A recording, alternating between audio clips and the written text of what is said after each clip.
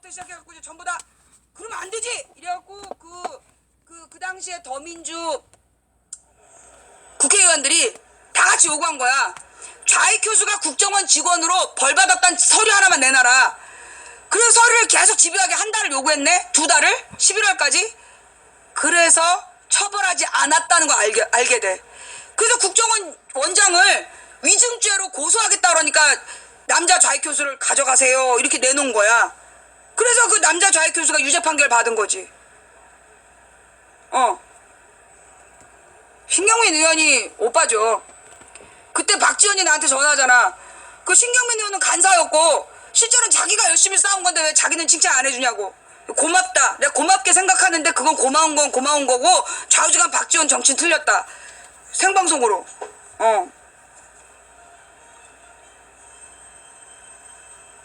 일이 그렇게 된 거야. 이 실화예요? 예. 박지원한테 전화 받는 거 보셨지 그때? 예.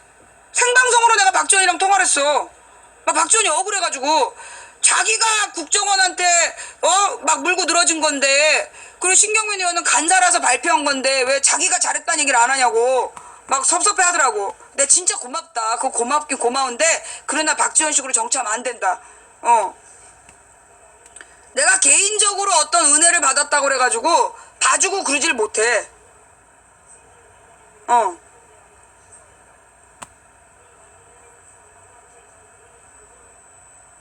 내가 그 박영선한테도 생방송으로 항의 전화 받았잖아.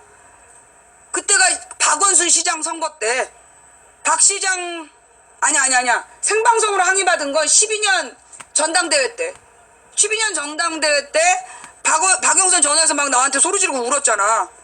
자기 돈 안 받았는데 왜 돈 받았다는 사람 명단에 자기 이름 올리냐고. 아, 안 받으셨어요? 그러고 미안하다고 그랬지.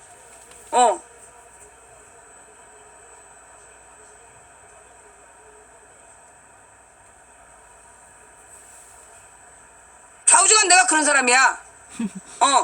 그리고 내가 오늘도 법정을 갔었어. 오늘도 법정에 갔는데 아니 내가 어이가 없는 게 나한테 빨갱이라고 욕을 한 애가 처음 들어오자마자 빨갱이라고 욕을 했단 말이야. 그런데 판사가 나한테 근데 이놈이 뭐라 그러냐면 자기가 쓴 글이 그 다른 사람하고 싸우는 도중에 나온 말이 나한테 한 말이 아니래. 근데 얘가 그게 첫 글이야. 나한테 빨갱이라고 욕한 게 처음 글이야. 다른 글이 없어. 그 전에 캡처했던 사람들 몇 명한테 물어봤는데 그 10분 동안 얘가 글 쓴 게 없어. 그리고 처음 쓴 게 나한테 빨갱이라고 얘기한 거야. 그리고 두 번째로 쓴 게 내 딸이 빨갱이 되냐 이렇게 쓴 거란 말이야. 그리고 아무하고도 싸우질 않았어.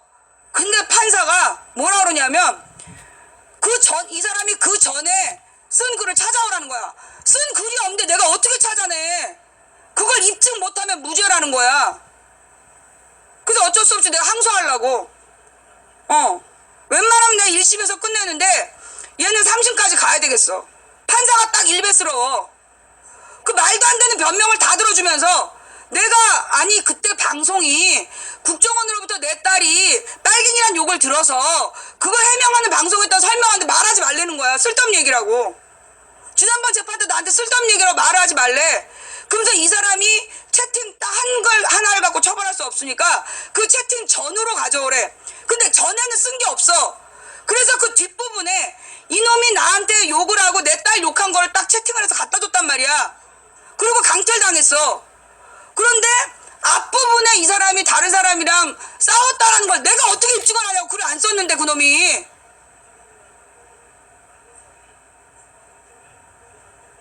그래 내가 판결 나오고 항소하려고.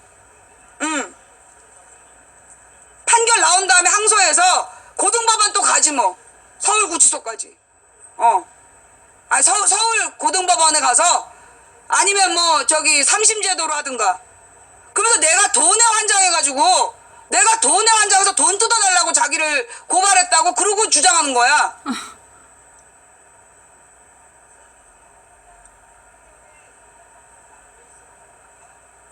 이미 재판이 진행되고 있고요. 그러면서 굉장히 서둘러서 재판을 끝내려는 거야.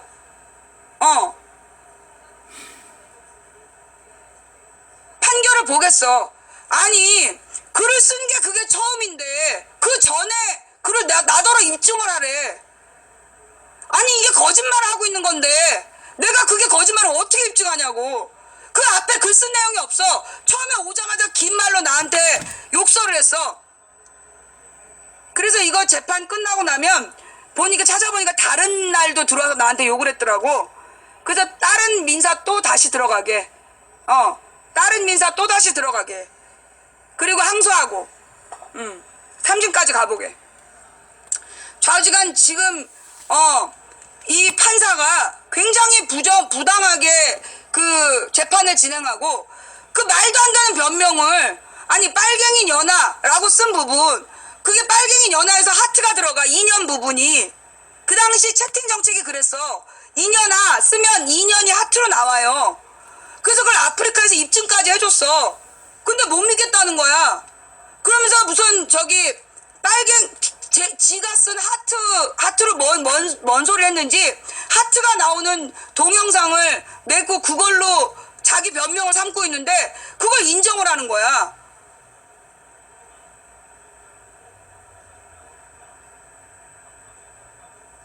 좌우지간 그래서 내가 얘 채팅이 처음 발견되기 전 9분 동안의 채팅을 뒤져봤는데 없어. 여러 사람한테 받아가지고 지금 확인해봤는데 말한 게 없어. 결국 얘가 아무 말 안 하고 그게 첫 마디에 나한테 욕을 한 거야. 근데 그 전에 얘가 싸웠다라는 걸 누구하고 싸우지 않았다는 걸 어떻게 입증하냐고. 그게 첫 마디인데. 그러니까 이게 지금 이 판사가 되게 무조건 걔 입장에 서서 판결하려는 것 같아. 그래서 그냥 판결 보고 항소하게. 판결 보고 또 항소하고 3심까지 가고. 그러면서 내가 여러분한테 하고 싶은 얘기는 뭐냐. 나는 지금도 국정원과 그 민간인 댓글 부대와 싸우고 있다는 거야. 나의 싸움은 끝나지 않았어요. 저는 지금요. 여러분 놀라지 마세요. 저 국정원과 아직도 소송 중이에요. 오늘 내가 여러분께 처음으로 다시 얘기하는데 나는 여전히 국정원과 소송 중입니다. 국정원이 내가 국정원을 대상으로 그 국정원 직원이 내 딸과 나를 모욕한 부분에 대해서 민사상 손해를 책임져라. 그거 지금 그 좌익 교수를요 국민 세금으로 국정원에서 변호사 비용 대주고 있어요. 문재인 정부가 됐지만 저는 여전히 국정원과 소송 중이에요. 지금 좌익 교수가 2번 형사재판을 받았어. 근데 지금 민사소송은 1심 패소 상태야. 내가 1심에서 국정원 직원이 좌익 교수가 국정원 직원이란 증거가 없다. 거기서 멈춰 있는 거야. 지금 1심, 2심에서 유죄 판결을 받았는데 민사소송 2심이 진행이 안 돼. 현재 진행형이야. 그리고 중요한 건 그 좌익 교수에게 변호사 비용을 국가에서 대줬다는 거지. 나는 내 돈으로 썼는데. 남자예요. 좌익 교수가 국정원 직원들 여러 명이 같이 쓴 아이디야. 그래서 그 김하영이라는 그 나쁜 년도 쓰고 이번에 그 또 다른 남자 국정원 직원도 쓰고.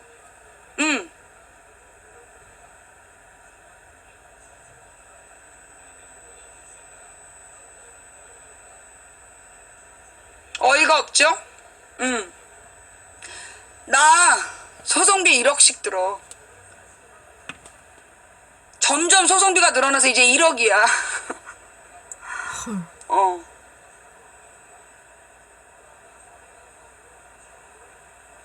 그러니까 내가 오늘도 소송비를 보태주셔서 고맙다고 얘기하는 게 그래서 그러는 거야. 나의 싸움은 계속되고 있어요. 예. 자, 뭐 어쩌겠어요. 그게 내 길인걸. 그걸 각오한 일인데. 그 내가 사는 방법이야.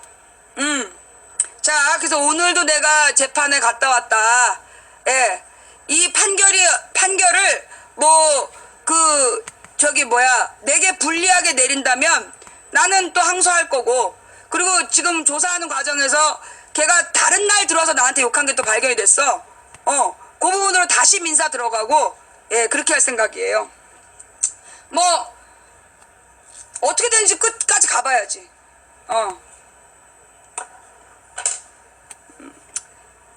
그래서 노무현 대통령 8주기에 5시네 벌써. 예. 노무현 대통령 8주기에 제가 하고 싶은 얘기는 뭐냐 하면,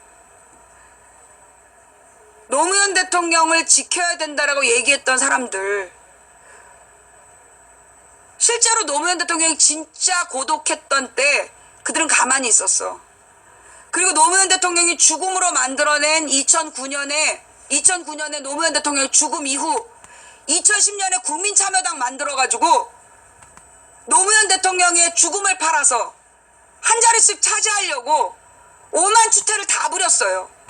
그러다 국민참여당으로 2010년 지방선거에 제대로 승리하지 못하니까 2012년 총선 때 통합민주당 만들어가지고 민노당 꼬셔가지고 통합민주당 만들자고 그때 통합진보당?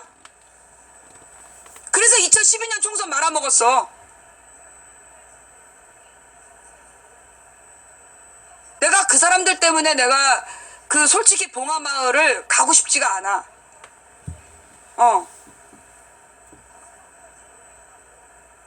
국민참여당의 창단 멤버가 누군지 찾아봐요. 노무현 대통령 죽음으로 몰아갔던 사람들, 가장 고독하게 욕먹을 때 엎드려 있던 사람들, 그 시기에 내가 노무현 대통령에 대한 공격 중단하라고 김근태 의원이랑 나랑 싸울 때 그때 가만히 엎드렸던 인간들이 세상에 2010년에 지방선거 앞두고 얼마나 설쳐대는지. 내가 이번에 문재인에 대해서도 계속 걱정한 게 그 부분이야. 걔네들이 설치고 다니면 심각한데, 걔네들이 무슨 권력자인 하면서 권력자인 것처럼 교만무도하게 왔다 갔다 하면 이거 문재인에게 치명상을 입힐 텐데, 그게 내가 제일 큰 걱정이었어. 내가 문재인이 대통령이 되면 안 될 것 같다라고 생각했던 유일한 이유가 그거였어요. 그들이 돌아올까봐. 그런데 세상에 문재인이 당선되자마자 삼철이라는 사람을 잘랐어. 삼철이라는 사람들을 자른 게 아니라 그들이 스스로 물러났어. 그 삼철이 누구냐?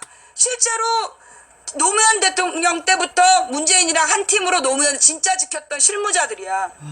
이번 선거에서도 제일 애쓴 사람들이야. 진짜 문재인의 최측근. 이 사람들이 딱 스스로 물러나 버린 거야. 그러니까 아무도 감히 자기네들의 공을 내세울 수 없게 만들어낸 거야. 내가 너무 소름 끼쳤어. 어떻게 이런 수를 두나. 참, 그러고 보니까 내가 문재인이 바둑 둔다고 내가 주말에 얘기를 했잖아. 야, 종편에서 문재인이 바둑 둔다고 막 조악한 바둑판 그림 만들어가지고 설명하더만.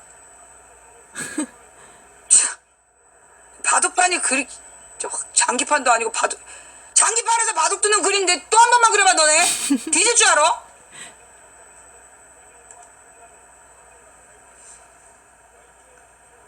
그 다음에 되게 중요한 얘기가 있어.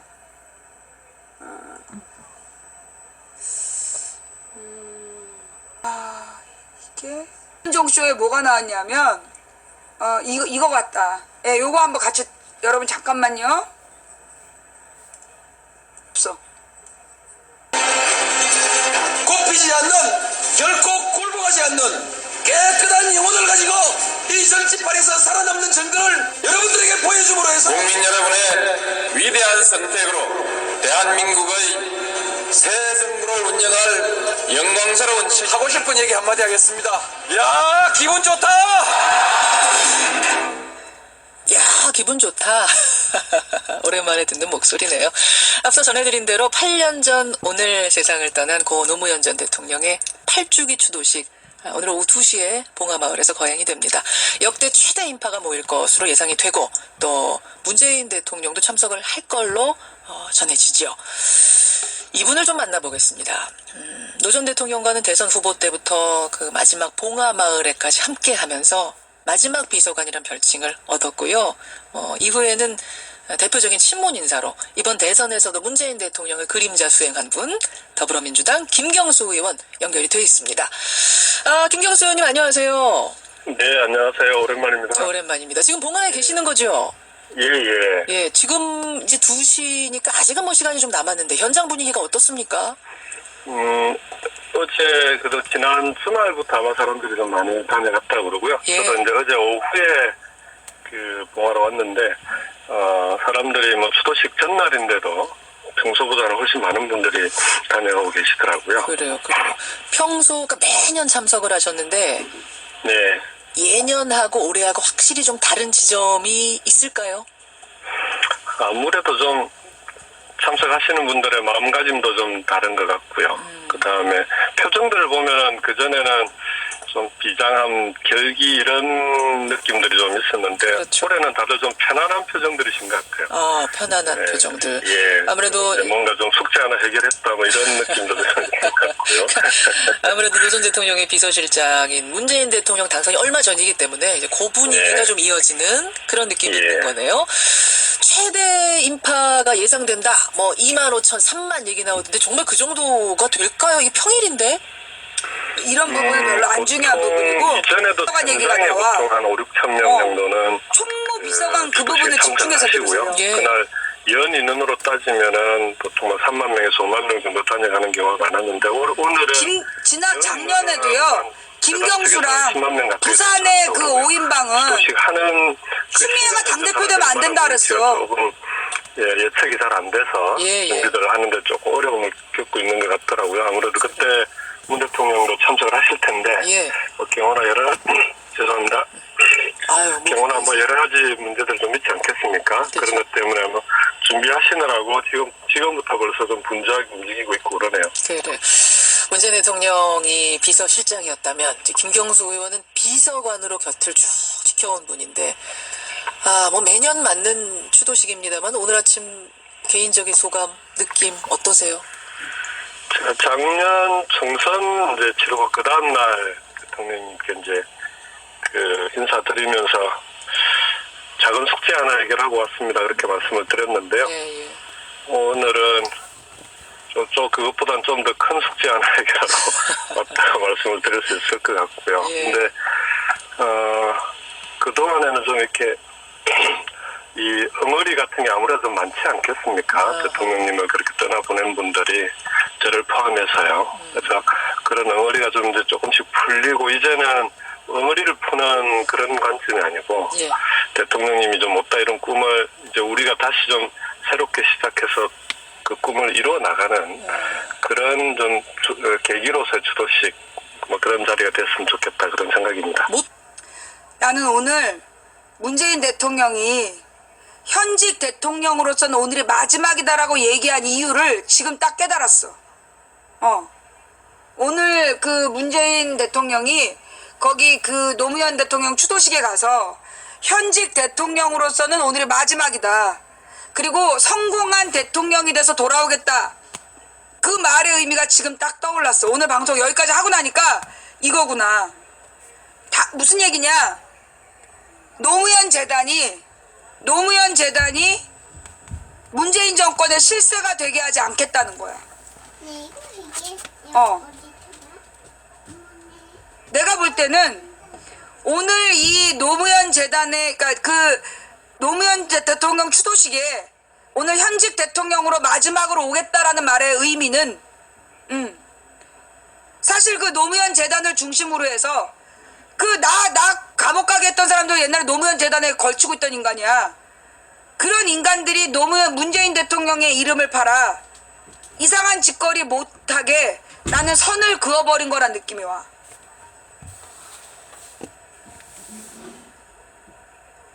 그치? 이룬 꿈이 뭡니까? 노무현 전 대통령이 그렇게도 이루고 싶어 했던 꿈이 뭡니까? 어찌 보면은 가장 평범한 꿈이었던 것 같아요. 그 사회가 좀 상식이 통하는 사회가 됐으면 좋겠다. 반칙과 특권이 없는 세상이 됐으면 좋겠다. 지방과 수도권이 골고루 잘 사는 세상이 됐으면 좋겠다. 뭐 성실하고 정직하게 살아도 성공할 수 있는 세상이 됐으면 좋겠다. 너무나 이게 어찌 보면은 평범하고 꼭 돼야 되는 누구나 이루어졌으면 하는 그런 평범한 꿈들인데요. 그게 아직 우리 사회가 안 되고 있는 거 아닙니까? 그래요. 이제는 좀 우리 사회도 그런 상식이 통하는 그런 세상이 좀 됐으면 좋겠습니다. 당연한 것이 당연하게 이루어지는 세상? 그 꿈이 좀 네. 이루어졌으면 좋겠다. 그나저나 문재인 대통령도 어제 봉하마을에 도착하셨죠? 봉하마을은 아니고요. 어제 그저께 양산으로 오셨어요. 아, 네, 일요일 날. 양산까지. 예. 오늘 오시는 거군요, 양산. 봉화에. 그렇죠. 이따 이제 추도식 아, 그 시간 노무현을 전에 이용하지 않고 봉화에 정치적으로 오셔서 이용하지 이제 않고 국민에게 돌려준다는 그 말을 그래서 했다. 님이랑 뭐 오찬도 하실 것 같고요. 예, 예. 그리고 추도식에 참석을 하실 것 같습니다.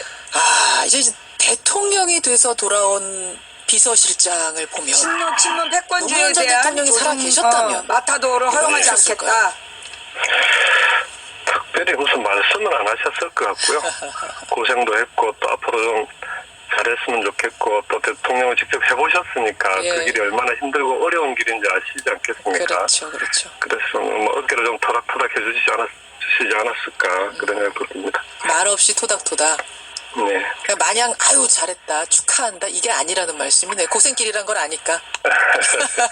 이게 성공한 대통령 되기가 얼마나 힘들고 어려운지 본인이 여러 번 그런 말씀을 하셨기 때문에요. 예. 우리 사회에서 이렇게 또 갈등과 아무 말 없이 토닥거리는 이유가 성공한 잘 대통령 되는 게 살아나갔으면 어렵다는 걸 알기 좋겠다는 때문에. 그런 좀 기대도 있으실 것 같고요. 그래요. 저는 뭐 이번에는 뭐 국민들이 그런 좀 이 성공한 대통령이 꼭 탄생했으면 좋겠다는 기대감들이 높아서 예. 그럴 가능성이 높다고 보는데 뭐 함께 그렇게 만들어 가야 되지 않겠습니까? 아니 그러고 보면 김경수 의원은 노 전 대통령 또 뭐 이번 문재인 대통령 다 곁에서 쭉 지켜온 본 분으로서 두 예. 분의 공통점은 뭐고 다른 점은 뭡니까? 공통점은 뭐 이렇게 겉으로 보이는 모습은 차이가 좀 많은 것 같은데 속에 들어있는 성정은 비슷하신 것 같아요. 아 겉으로는 어떻게 다르세요 두 분이? 대통령님은 아무래도 좀 겉으로 보아도 열정이 많고요. 그다음에 노 전 대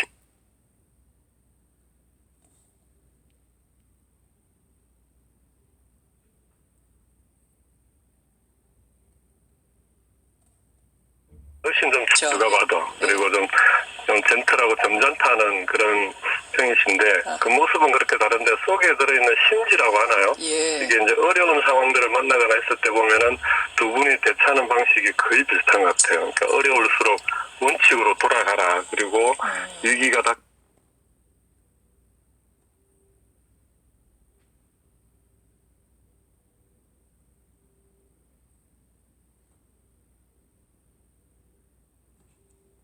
대통령 같은 경우에는 청와대에서 직접 국정경험을 다 하셨잖아요. 그렇죠. 노 대통령님은 그런 이제 해수부 장관을 하셨지만 국정을 직접 경험하고 들어왔다기보다는 들어와서 그런 걸 다 경험하시면서 하나하나 새로 개척해 나갔던 분이고 예, 예. 그걸 직접 옆에서 지켜보고 이제 그 경험을 토대로 국정을 운영하시기 때문에 예. 그런 건 좀 두 분의 차이가 아닐까 싶습니다. 자, 이제부터 중요한 얘기가 나올 거니까, 자, 중요한 얘기 듣기 전에 빨리 엎드려 봐봐. 지금 6,000명이 보고 있는데, 6,000명이 보고 있는데, 업은 5,400이야. 600명이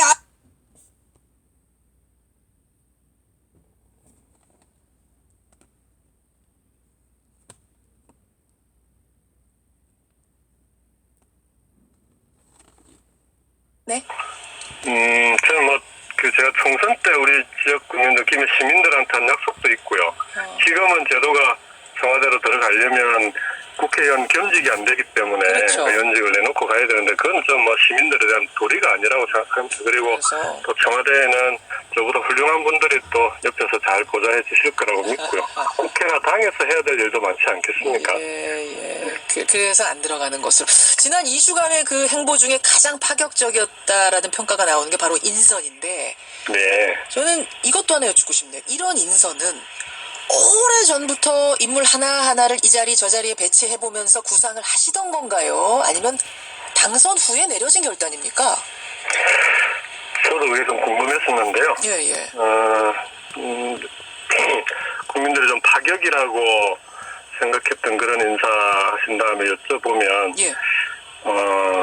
특히 이제 총무비서관, 오히려 이제 그 뭐 장관이나 수석들 이런 인사들도 파격이 있었지만 제일 국민들이 파격적으로 느꼈던 게 윤석열 검사하고 그다음에 우리 청와대 총무비서관이었거든요. 아, 그 예. 예, 총무비서관 같은 경우는 대부분 측근들을 시킵니다. 지금까지 어느 대통령 할 것 없이 가장 그렇죠. 가까운 사람을 맡기는데, 왜냐하면 청와대의 인사와 예산을 지고 있기 때문에. 이정도 근데 총무비서관. 네. 근데 그 자리를 정말 사실 거의 뭐 대통령은 아무 인연이 없는 분을 임명을 하신 거거든요. 근데 그걸 여쭤봤더니 오래전부터 그런 구상을 하셨더라고요. 오래전부터요? 예, 인사라고 하는 게 예.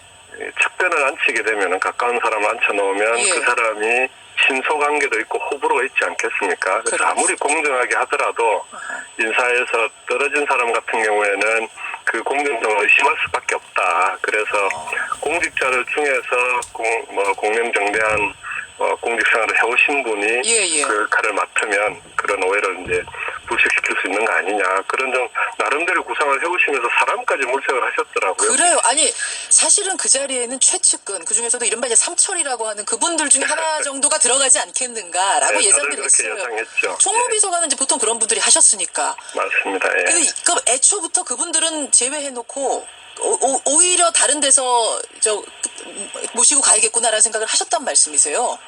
그하고 비슷한 게 이번에 이제 민정의 공직기강 비서관실이 있는데요. 예. 공직기강 인사 검증을 하는 곳입니다.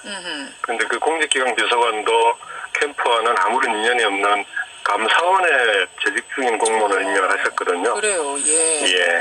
그 다음에 이제 또 파격이 하나가 이제 윤석열 검사인데. 그렇죠. 저는 뭐 그건 문 대통령께서 그 국민의 눈높이를 강조하시는 분인데, 상식과 국민의 눈높이. 예. 검찰 개혁에 대한 국민들의 요구가 높지 않습니까? 예. 그러면 그 개혁의 요구가 높은 만큼 거기에 맞는 인사를 해야 된다. 그런 차원에서 이루어진 것 알겠습니다. 같아요. 예. 그럼 좀 측근들은 서운하지 않으실까요? 이른바 뭐 삼철 이런 분들은 지금까지 내가 공 많이 세웠는데 같이 가야 된다 이런 생각은 안 하셨을지 모르겠어요. 오히려 더 홀가분하게 생각합니다. 그런가요? 이여철 전 수석도 그렇고, 예. 이번에 이제 그 장문에 글을 남기고 떠난 양정철 전 비서관도 그렇고, 예. 그러니까 대통령이 혼자 고생하시는데 옆에서 도와드려야 되는데, 예. 어떤 자기가 떠나주는 게 그게 더 도움이 되는 길이다. 그 다음에 대통령님께서 꿈꾸던 자유인을 자기가 먼저 가서 이렇게 자유롭게 살게 됐는데 오히려 미안해하면서 그래요. 그런 걸로 오히려 뭐 미안해하더라고요. 알겠습니다. 오늘 노무현 전 대통령의 8주기 맞아서 오시는 분들 좀 따뜻하게 맞아주시고요. 네. 앞으로의 그 문재인 대통령이 이어갈 행보들도 관심 있게 박수 보내면서 보겠습니다. 고맙습니다. 네, 고맙습니다. 예, 8주기 추도식 앞두고 봉화에 내려가 있습니다. 더불어민주당 김경수 의원이었습니다. 이게 내가 볼 땐 사실 어떻게 보면 이 삼철이라는 사람들하고 문재인이 노무현 대통령이 얼마나 개고생을 했는지 그때 그거 지켜보느라고 문재인의 이가 다 빠진 거라며. 문재인의 발음이 어눌했던 이유가 청와대에 있을 때 너무 이를 악물고 신경을 써가지고 이가 그래서 다 빠졌다는 거 아니야. 지켜보는 것만으로도 힘들었던 이 사람들이 진짜로 내가 볼 때는 노무현 대통령을 위해서 성공한 대통령이 되는 게 최고의 복수다. 그걸 결론으로 내린 것 같아. 문재인과 이 삼철이 내린 결론이 성공한 대통령이 되는 게 최고의 복수다. 그래서 이 사람들이 내린 게 뭐냐. 삼철이 그만두는데 소위 친노랍시고 떠벌릴 수 있는 애들이 껍적될 수 있겠어? 삼철이 다 그만뒀는데 소위 내가 노무현 재단인데 어쩌고저쩌고 이러면서 껍적될 수 있겠냐고. 내가 볼 땐 문재인이 성공한 대통령이 돼야 노무현에 대한 완벽한 복수가 될 거라고 보는 거고, 노무현의 죽음에 대한. 그래서 이 노무현 대통령에 대한 죽음의 복수를 하기 위해서 성공한 대통령이 되려면 친노에 갇혀있는 또는 친문에 갇혀있는 그런 사람이 아니라 국민의 대통령이 되겠다. 그 말이 그 말이야. 국민을 통합하는 국민의 대통령이 되겠다. 그런 말을 하면서 정말 국민 모두의 대통령이 되겠다. 그러니까 노무현 재단이나 친문들이 나설 생각하지 마라. 나는 오늘로 이 추도식도 마지막이다. 나는 성공한 대통령이 돼서 돌아오겠다. 그 말은 성공하지 못하면 돌아오지 않겠다는 말로도 들렸어.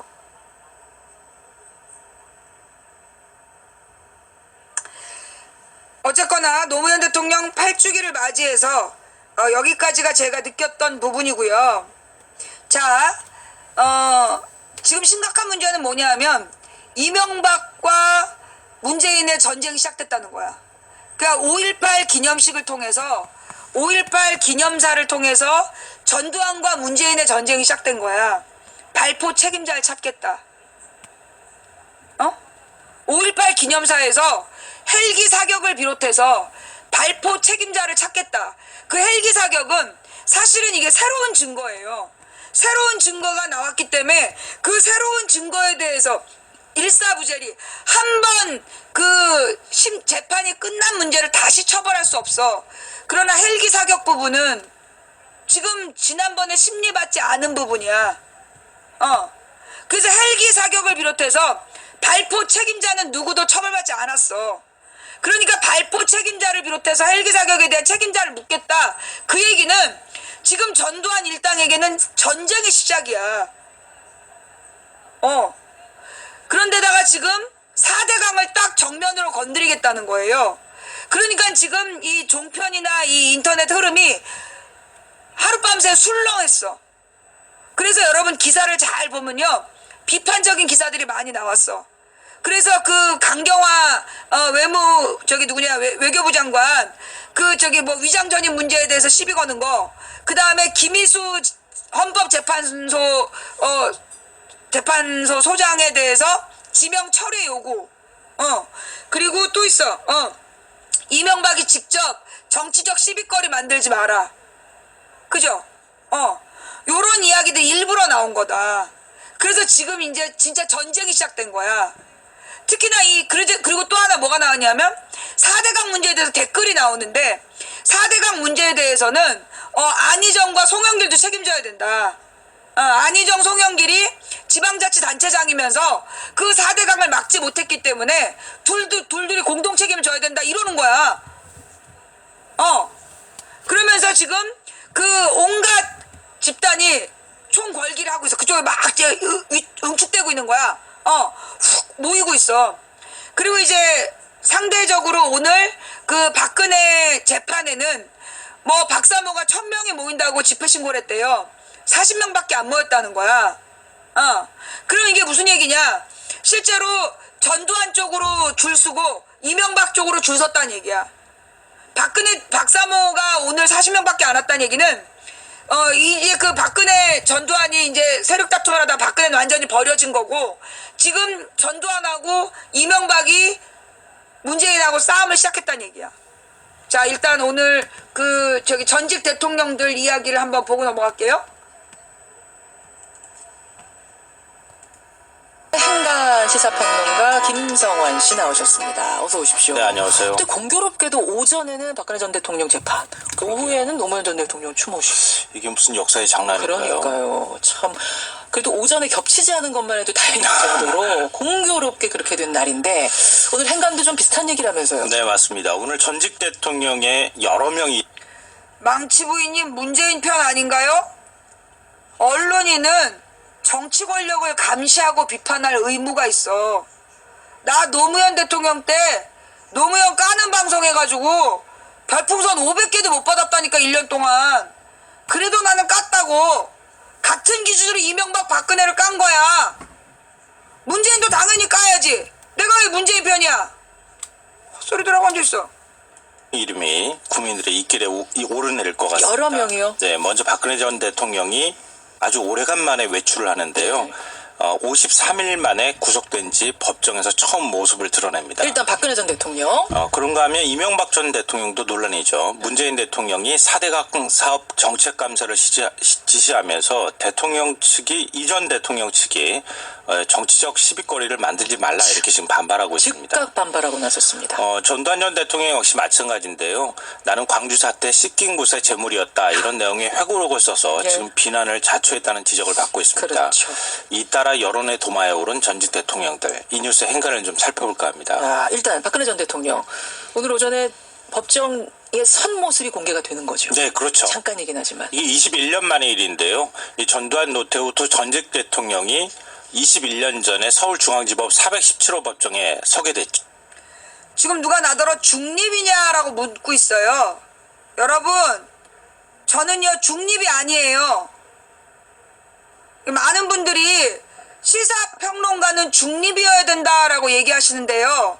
그거 잘못된 얘기예요. 자, 강자와 약자 사이의 중립은 누구 편이야? 강자 편이야. 강자와 약자 사이에서 중립을 지킨다. 누구에게도 개입 안 한다. 그럼 당연히 강자가 이기는 거야. 그지? 그건 비겁한 중립이야. 그건 중립이 아니라 그건 강자 편이야. 가해자와 피해자 사이에서 중립? 그건 무책임한 거지. 가해자가 분명하고 피해자가 있는데 어디서 중립이란 얘기가 나와? 이게 무슨 얘기냐면 그 언론에 대해서요. 언론은 중립을 지켜야 된다. 그거 잘못된 얘기예요. 여러분, 그 신문사에 보면 뭐가 있어요? 신문사에 보면 사설이라는 거 봤죠? 신문사에 사설 봤지? 사설이라는 게 뭐냐면 신문사의 입장이야. 신문사의 입장을 주장하는 논설. 그럼 논설이라는 게 뭐야? 주장하는 글이야. 그러면 주장을 하는데 어떻게 객관적인 주장을 해? 논리적으로 자신들의 주관을 설명하는 거야. 자기네들이 보는 입장, 이 신문사의 입장을 가지고 논리적으로 쓰는 게 논설이고 사설이에요. 그러니까 언론인은 중립을 지켜야 된다. 그러니까 강자와 약자 사이에서 무조건 기계적 중립, 가해자와 피해자 사이에서 기계적 중립 하면 안 되는 거야. 언론도 주관이 있어야 돼요. 그래서 그걸 내가 얘기할 때는 사람들이 다 개무시했잖아. 저런 무슨 동네 아줌마가 어디서 저런 헛소리를. 그런데 외국인 저 작가가 그 얘기를 했어. 알랭드 보통 찾아봐. 알랭드 보통 뉴스의 시대. 검색해봐. 알랭드 보통이라는 사람이 쓴 책인데 뉴스의 시대. 저 손석희 뉴스에 인터뷰한 장면 나왔던 대머리 아저씨. 그 아저씨가 쓴 내용이 뭐냐. 이 언론이라는 게 객관적이고 중립적이라는 이름으로 굉장히 무책임하다. 그래서 언론은 반드시 정의로운 입장을 가지고 있어야 된다. 자기 주장을 분명히 가지고 정의 편에 서야 된다. 나는 주관적인 언론인이야. 가령 예를 들어 설명하는 글 있잖아. 어떤 사건 자체를 그대로 설명하는 거, 육하 원칙에 따라 설명할 때는 객관적이어야 돼. 그땐 제3자의 입장으로 있는 사실 그대로를 기술할 때는 제3자의 입장에서 어떤 치우침이 없이 설명하는 게 맞아. 그런데 그 설명을 딱 끝내고 나서 이 사건에서 보여지는 건 A란 놈이 분명히 나쁜 놈이다. 이러이러한 죄를 잘못한 거다. 라고 해설을 할 수 있는 거예요. 그러니까 나한테 중립을 요구하지 말라고. 나는 중립의 편이 아니야. 정의의 편이야. 정의라는 게 뭔지 알아요? 여러분 정의라는 게 뭔지 알아? 정의. 정의의 뜻이 뭔지 알아? 인간이 마땅히 지켜야 될 도리가 정의야. 그러면 인간이 마땅히 지켜야 될 도리가 뭔 줄 알아요? 약자를 보호하는 거야. 왜냐하면 동물 세계에서는 약자가 도태되는 걸 받아들여. 그런데 우리가 다른 짐승과 인간을 구분하는 이유는 뭐냐?